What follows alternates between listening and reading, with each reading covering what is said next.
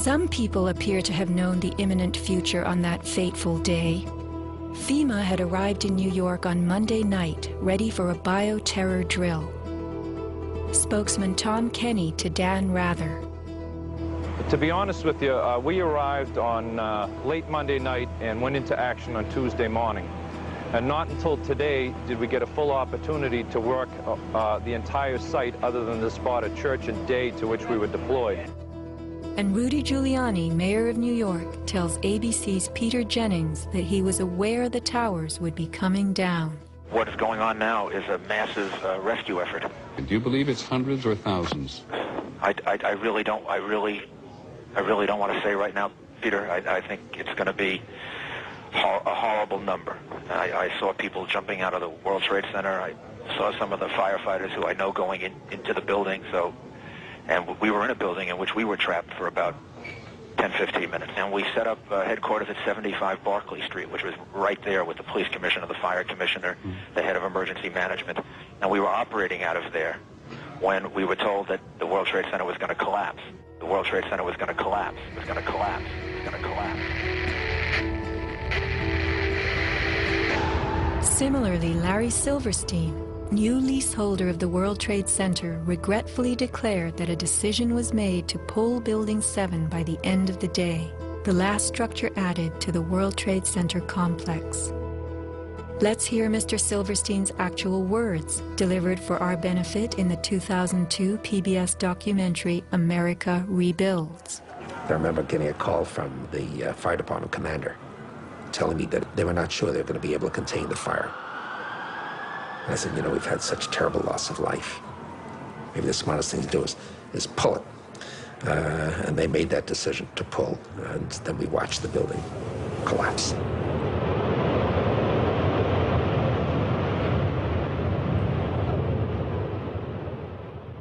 Blast, shoot, blow, and pull are terms used in the demolition industry to refer to bringing down buildings, bridges, and other structures. Because I actually blew the hospital down that I was born in. Originally, we had figured to shoot it, let it drop straight down. Then, watch Demolition Dynamics attempt a big blast.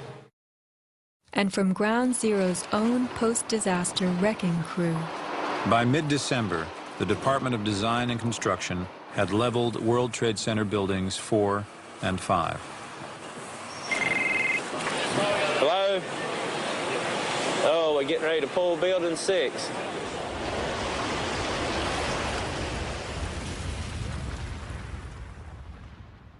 Silverstein, a commercial real estate tycoon with international political connections, acquired a 99-year lease on the World Trade Center complex in the spring of 2001. Throughout the summer, he reworked the insurance policies on his new property, making sure that it was covered for acts of terrorism. Explicit in the lease agreement was Silverstein's right to rebuild the complex if it were destroyed. After 9/11, Mr. Silverstein fought his insurers in court to obtain double his policy limits for the destruction of his property, maintaining that the double hijacking constituted 2 disasters caused by terrorists, not just one. He won and was awarded over $7 billion, a magnificent return on his original $15 million investment. My first reaction is to think about the families of those people, the tragedy, the magnitude of it. However, I firmly believe that we should rebuild.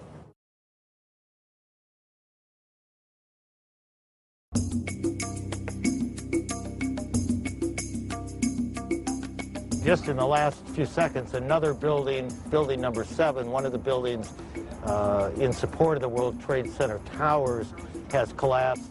World Trade 7, functioning as the command center for the complex, housed giant diesel backup and oxygen systems, the mayor's protected emergency bunker, and offices for the CIA, Secret Service, Department of Defense, and Securities and Exchange Commission. Its other tenants were insurance companies, brokerages, and banks. No plane hit Building 7, but at 5:20 p.m. on September 11th, it collapsed in a heap on the ground. Some damage to Building 7 is said to have been caused by debris from Tower 1. Though this New York Times article tells us Building 7 burned like a giant torch, the only visuals that exist are of unidentified smoke and a few small fires. Compare this to the wallops sustained by World Trade Center 3, 4, 5, and 6.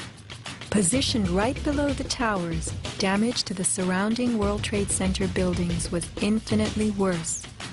Still, the structures held up. But somehow, rescue workers knew that Building 7 would fall. You hear that? Keep your eye on that building. It'll be coming down soon. A 47-story skyscraper, Building 7 folded neatly in 6.5 seconds. A textbook descent right into its footprint. Silverstein Properties now tells us that its owner was referring to the team of firefighters inside the building when he spoke of the decision to pulling the firemen out of harm's way. However, there were no firefighters in Building 7, according to FEMA, NIST, and Fire Chief Frank Fellini. They were ordered out at 11:30 that morning. 6 hours later, the building came down. You know, we heard this sound that sounded like a clap of thunder. Turned around, it looked like there was a shock wave ripping through the building, and the windows all busted out, and it was horrifying. About a second later, the bottom floor caves out, and the building followed after that. Radio host Alex Jones notes the mark of a classic implosion. This is a photo taken 1 second into Building 7's collapse. Notice the crimp. If we look at other controlled demolitions, we see that they first blow one of the central columns so the building falls in on itself. If you don't do this, the building falls outward and can damage surrounding structures.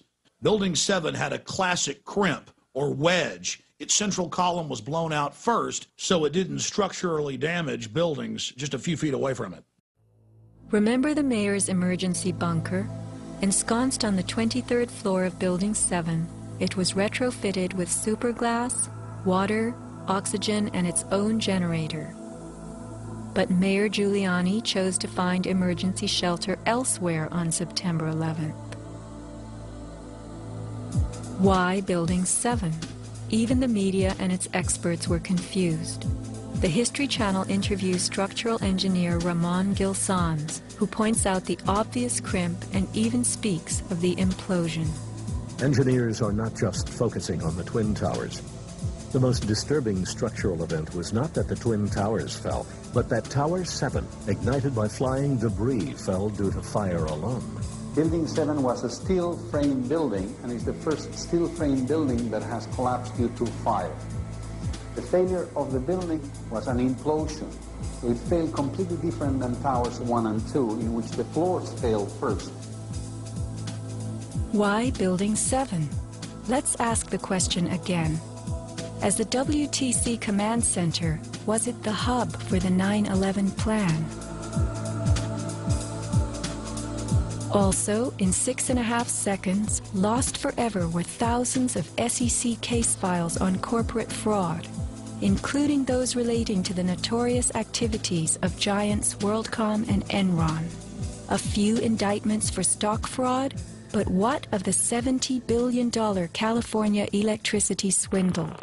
It disappeared.